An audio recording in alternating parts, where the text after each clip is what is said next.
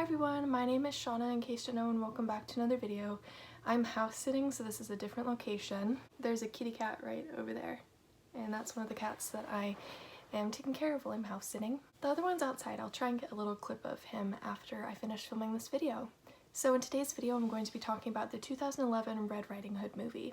Surprisingly, this is one that I actually decided to watch not because of an actor that was in the film, but because I've always been interested in different fairy tales and seeing different versions of them on screen. This movie follows a young woman named Valerie, and her town has been attacked by a werewolf.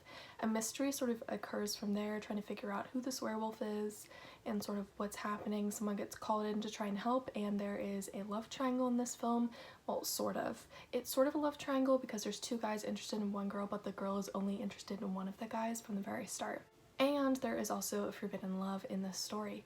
There's a lot of good tropes and a really interesting storyline. There is a tie-in novel that I want to read for this movie. However, this is not a book-to-movie adaptation.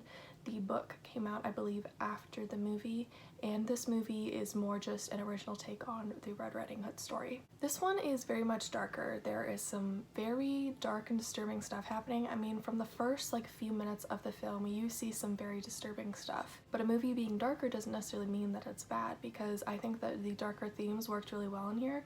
There was violence, but it worked very well with the story and how everything unraveled. Despite the fact that this story appears, based on what I've been describing, to be so different from the original Red Riding Hood, like the Grimm's Fairy Tales Red Riding Hood, there is still a lot of clear ties to the original story, which I really appreciated. But the story is still unique, so it's not exactly a retelling, not exactly a different take on the story. It's more a werewolf story that has Red Riding Hood elements that were taken from the original story, which I found to be really interesting. The mystery in this one was very, very well done. They lead you on multiple different paths into who you think the wolf will be, and you don't know which one it is until the very end, and I was honestly shocked that wasn't the person that I thought would be the wolf, so it was a very well done mystery that you can't predict. Which I'm not the hugest fan of being able to predict plot twists, so the fact that I wasn't able to predict this plot twist means that the mystery was done really well. So the love triangle was sort of not a love triangle, as I said, because the gal has a clear interest in one of the two men, even though both men have an interest in her, but I really could see potential with both of them ending up with her, and this is one of those rare love triangles where I wouldn't have been upset with her ending up with either one of them. Like, both of those guys were awesome, and I would have been okay with her being with either of them, even if it wasn't the one that she was fully in love with from the start of the film. I think that's saying a lot about the scriptwriters, that the two love interests were so well written. It was incredible. I love them both so much. I love both of the actors too. Speaking of actors, this movie had a stellar cast. There was tons of amazing cast members in there. Surprisingly, I didn't know that any of these people were going to be in there before I watched the film. I just sort of saw the title, saw the cover poster thing really briefly, and I decided to watch it.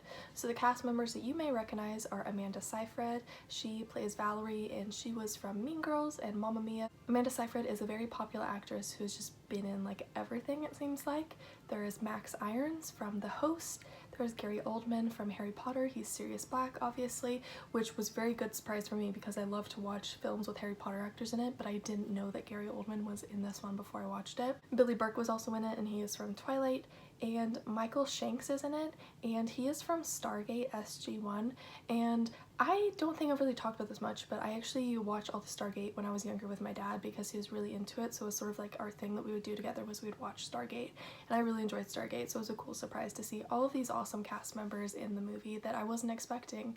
I was expecting just some smaller actors that weren't well known, but I was surprised that there were so many well-known actors in there.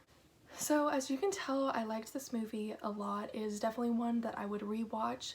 However, there was one flaw, which is that there was poor acting in the film. However, recently I've been trying to look at the dialogue and see if it's the dialogue, the script, or it's the actor's fault for why the acting is not the greatest.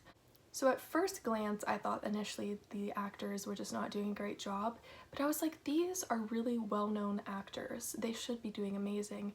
And so I sort of forced myself to really thoroughly listen to the dialogue, and I realized that the script was actually what was poorly written. So the actors were doing great with the script they had given, but it was not a well-written script. It had very cheesy lines. So Red Riding Hood gets a big ol' thumbs up for me because I love it so much. I would definitely watch it again. I love the soundtrack too. I'm planning on listening to the soundtrack to sort of get me in the creative headspace to start working on my book some more, because I've been working on writing a book for the past like year. I'm nowhere near done, but I've been slowly working on it. So that's basically it for this video. I watched Red Riding Hood on HBO Max, but it was taken off of HBO Max and you can now watch it on Hulu. At least that's what I saw earlier today when I went to go and check. If you enjoyed this video, feel free to give it a thumbs up and subscribe to me. If you haven't already, all of my other social media will be linked down in the description below. I'm gonna go try and get a clip of the other kitty so that I can show all of you what he looks like, but my next video will be uploaded next Tuesday. I hope all of you stick around to watch it. Until next time, goodbye!